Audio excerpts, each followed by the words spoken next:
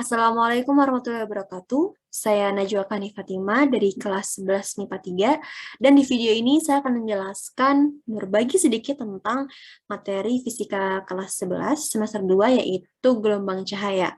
Ini merupakan materi lanjutan dari bab sebelumnya, yaitu bab gelombang dan juga gelombang bunyi, sehingga pada bab ini pun masih ada konsep-konsep gelombang yang dipakai, yang telah kita pelajari sebelumnya. Nah, untuk memulai, saya akan menjelaskan sedikit tentang apa itu optik. Jadi, optik merupakan ilmu fisika yang mempelajari tentang sifat dan komponen cahaya, termasuk interaksinya dengan zat lain, dan juga mempelajari tentang konstruksi alat yang menggunakan cahaya dan mendeteksi cahaya. Nah, optika sendiri dibagi menjadi dua, yaitu optika geometri dan juga optika fisis. Mungkin secara singkatnya saja, optika geometri itu mempelajari tentang pemantulan dan pembiasan cahaya. Sedangkan optika fisis mempelajari tentang polarisasi, interferensi, dan juga difraksi cahaya. Nah, pertama, saya akan menjelaskan tentang interferensi cahaya dulu ya. Jadi, interferensi cahaya adalah keadaan dua gelombang cahaya atau lebih yang membentuk gelombang cahaya gabungan. Jadi, ada dua gelombang cahaya nih, kemudian mereka bertemu dan membentuk sebuah gelombang cahaya gabungan. Nah, di sini ada 3 syarat agar interferensi cahaya itu dapat terjadi. Yang pertama adalah kedua sumber gelombang harus koheren. Artinya, kedua gelombang itu memiliki beda fase yang tetap. Dan untuk menghasilkan sumber gelombang yang koheren, di sini ada 3 cara yang dapat dilakukan. Yang pertama adalah eksperimen Thomas Young. Jadi, eksperimen Thomas Young itu dia menyinari 2 atau lebih celah sempit dengan cahaya yang berasal dari celah tunggal. Setelah ini akan ada gambarnya. Kemudian, yang kedua adalah dengan eksperimen Fresnel. Jadi dia mendapatkan sumber koheren maya dari sebuah sumber cahaya dengan pemantulan saja, atau dapat juga dilakukan dengan pemantulan dan pembiasan pada interferensi lapisan tipis. Nah, cara yang ketiga adalah dengan menggunakan sinar laser sebagai penghasil cahaya koheren. Nah, agar beda fase tetap, maka kedua gelombang harus memiliki fase yang sama. Jadi agar beda fase tetap, maka kedua gelombang harus memiliki fase yang sama. Nah, syarat yang ketiga, syarat yang terakhir adalah kedua gelombang harus memiliki amplitude yang sama. Dan ketiga syarat ini harus dipenuhi agar interferensi cahaya dapat terjadi. Nah, ini tadi sumber cahaya koheren yang didapatkan dari eksperimen Thomas Young. Jadi dia melalui celah tunggal sebagai sumber gelombang cahayanya. Nah, sebelum kita masuk ke penerapan rumus, kita akan menganalisis dulu gambar ini. Jadi, di sini ada 3 layar, ada layar A, B, C. Di layar A di sini ada celah tunggal S0, dan ini dilewati cahaya. Kemudian cahaya ini menjadi sumber cahaya bagi kedua celah yang ada di layar B. Di sini ada celah S1 dan juga S2. Jadi, cahaya datang dari layar A melalui celah tunggal S0 ke celah ganda S1 dan juga S2 pada layar B. Maka, cahaya yang keluar dari celah ganda tersebut ini adalah cahaya koheren. Nah, cahaya yang keluar dari kedua celah pada layar B, yaitu dari celah S1 dan juga S2 ini, menghasilkan interferensi dengan pola teratur pada layar C. Jadi interferensinya itu dapat terlihat di layar C sini, dan itu dilihat dari terbentuknya pola gelap terang. Nah, pola interferensi terbentuk di sini adalah pita gelap dan juga pita terang. Nah, pita terang terjadi ketika interferensi cahaya itu maksimum atau konstruktif. Sedangkan pita gelap itu terjadi saat interferensi cahaya minimum atau biasa disebut dengan destruktif. Seperti itu. Mungkin lanjut. Di sini kita masuk ke penurunan rumus interferensi celah ganda Young. Nah, di sini ada tadi gambar interferensi celah ganda Young. Di sini ada layar yang ada dua celah, S1 dan juga S2, celah gandanya. Kemudian di sini, dari sini, D di sini didefinisikan sebagai jarak antara dua celah. D, kemudian L adalah jarak antara layar B dan yang bercelah ganda ke layar C, yang menjadi tadi tempat kita bisa melihat pita gelap terangnya. Nah, kemudian di sini didefinisikan delta S sebagai beda lintasan. Beda lintasan dari cahaya yang keluar dari S1 dan cahaya yang keluar dari S2 pada satu titik. Nah, itu adalah beda lintasan delta S. Nah, delta S di sini kan kita bisa lihat delta S itu adalah S2P, jadi dari S2 ke P dikurangi dengan S1 ke P. Nah, ini adalah beda lintasan, dan di sini kita tarik garis, dan kemudian di sini kita dapat delta S. Nah, di sini delta S itu sama dengan S2P min S1P, ini dikurangin dengan ini, dan akan menghasilkan panjang yang sama dengan S2R. Nah, kemudian kita bisa melihat segitiga S1, R, S2, dan yang siku-siku di R. Kemudian kita bisa mencari sin theta. Jadi kita taruh theta di sini. Sin theta merupakan S2R, S2R ini per S1, S2, ya kan? Sin itu kan dari depan miring kan ya. Jadi S2R per S1, S2. Ini sama dengan S2R per D. Maka kita bisa dapat bahwa delta S itu sama dengan D sin theta. Nah, kemudian kita akan mencari rumus untuk menemukan interferensi maksimum atau pita terang. Nah, tadi pita terang ini terjadi ketika kedua gelombang itu sefase. Ini terjadi ketika delta S-nya itu sama dengan D sin theta sama dengan N lambda. Jadi, D itu jarak antara kedua celah, sin theta itu ini. Jadi, sin theta itu juga bisa definisikan lain. Di sini kan ada theta nih. Ini sama saja. Mungkin pakai warna merah. Sin theta ini itu sama dengan ini. Dan kita bisa mendefinisikan sin theta lagi. Jadi, sin theta itu bisa sama dengan depan dibagi dengan miring kan. Y per, di sini kan, di sini R ya, R.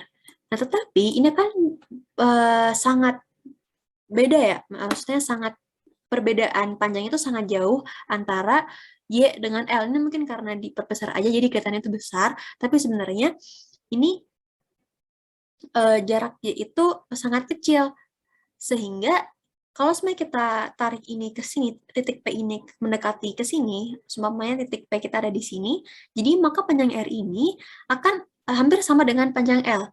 Jadi untuk ini biasanya kita bisa definisikan sin theta itu sebagai Y per L. Nah, seperti itu. Jadi ini bisa menjadi D dikali Y per L sama dengan N lambda. Nah, kemudian di sini N itu apa? N itu sama dengan 0, 1, 2, 3, dan seterusnya. Jadi N sebenarnya 0 itu untuk pita terang pusat. Pita terang pusat di sini, biasanya itu yang paling terang itu yang di pusat. Kemudian N sama dengan 1 untuk pita terang pertama, dan seterusnya. Nah, interferensi minimum pita gelap ini terjadi ketika kedua gelombang berlawanan fase. Dan ini terjadi ketika beda lintasannya itu sama dengan D sin theta sama dengan N min setengah lambda. Atau sin theta-nya ini bisa diubah menjadi Y per L.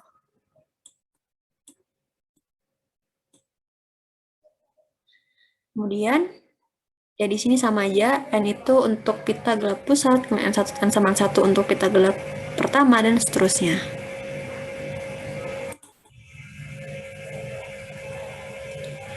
Kemudian kita masuk ke difraksi celah tunggal. Nah, difraksi itu merupakan peristiwa terlenturnya muka gelombang ketika mengenai suatu ujung penghalang.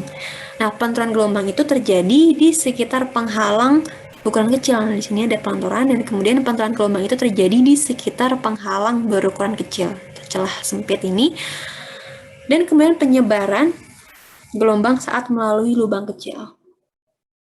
Nah, di sini mengapa di sini kita memasukkan pita gelap? Karena intensitas pita terang di difraksi secara tunggal itu kurang merata. Jadi untuk menentukan jarak antara pita terang itu kita lebih mudah menggunakan rumus pita gelap, menggunakan pita gelapnya, karena pita gelapnya lebih teratur seperti itu dibanding dengan pita terang yang intensitasnya itu kurang teratur.